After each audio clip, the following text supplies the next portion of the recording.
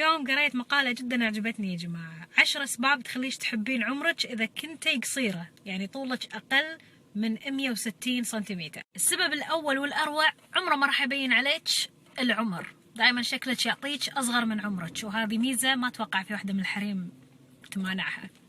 الميزة الثانية، دائما تكونين في المقدمة، قانون المدرسة، القصيرة قدام والطويلة ورا، يعني بالصور، بالمسرحيات، بالعروض، بالطوابير، انت أول. ميزة رقم 3، ما تحاتين تلبسين كعب، تلبسين كعب متى ما تبين، ما تصيرين أطول من ريلك ولا أطول من الريايل اللي حوالينك، طولش طبيعي. ما حد راح يطرشك تجيبين شغلات عالية، تصيرين على طول انت المدلعة. الطوال هم اللي يروحون يبون كل شيء حقك وانت قاعدة بمكانك.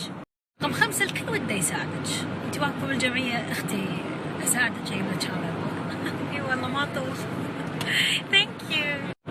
رقم 6، ما تتعبين تلاقين زوج المستقبل، اذا تبين ريال اطول منك، حتى الريايل القصار اطول منك لما تكونين قصيرة، سهلات.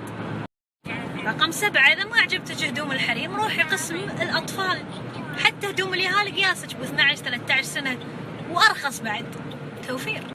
ما تحاتين راسك يطق بمكان لما تدشين اماكن صغيره واماكن ضيقه، نفس البيبان، لما تركبين داخل باص، لما تروحين اي مكان. رقم 9، اليهال كلهم يحبونك، حسبالهم انت قدهم، وشكلك دائما بريء، ما حد يقدر يتهمك بشيء، الكل يقول معقوله النتفه البريئه هذه يطلع منها كذي.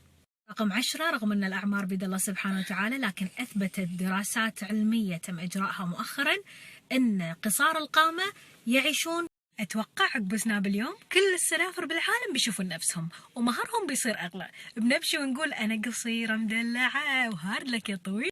الحين الطويلات زعلوا، حبايب انتي طول السنه الناس تمدحكم، خلونا احنا نعبر بعض شوي، نقص على بعض شوي.